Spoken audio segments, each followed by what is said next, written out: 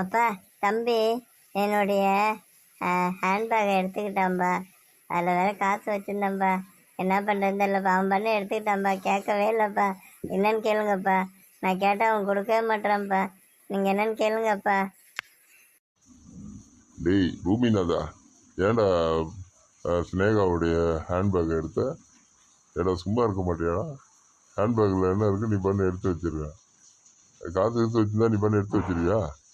எதுக்கு அந்த ஹேண்ட்பேக் எடுத்த சொல்ற? அப்பா ஹேண்ட்பேக்கில் ஒன்றும் இல்லை, சும்மா தான் வச்சுருக்கேன். ஹேண்ட்பேக்கு பார்க்குறதுக்கு நல்லா இருந்தது, அதனால எடுத்து வச்சுருக்கேன்.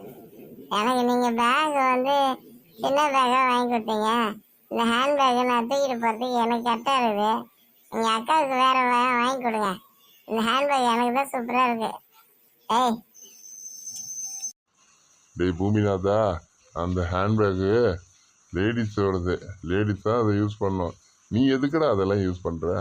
ஏண்டா பூமிநாதா, சொன்னால் கேட்க மாட்டியாடா? அது உனக்கு நான் வேறு ஹேண்ட்பேக் வாங்கி கொடுத்துருக்கேன்ல, அந்த ஹேண்ட்பேக்கு நல்லா இருக்கும், அதை எடுத்துகிட்டு போக வேண்டியதானே? அதுக்கு லேடிஸ் ஹேண்ட்பேக் எடுத்துகிட்டு போனால் இப்போ ஃப்ரெண்டுங்களாம் சிரிக்க மாட்டாங்களடா. என்னடா இப்படி இருக்க? அப்போ அது ஜென்ஸ் ஹேண்ட்பேக் மாதிரி தான் இருந்தது, லேடிஸ் ஹேண்ட்பேக் மாதிரியா இருக்கு. சரிப்பா, இப்போ என்ன ஹேண்ட்பேக்கு நான் கொடுத்துட்றேன். எனக்கு புதுசாக ஹேண்ட்பேக் வாங்கி தரீங்களாப்பா?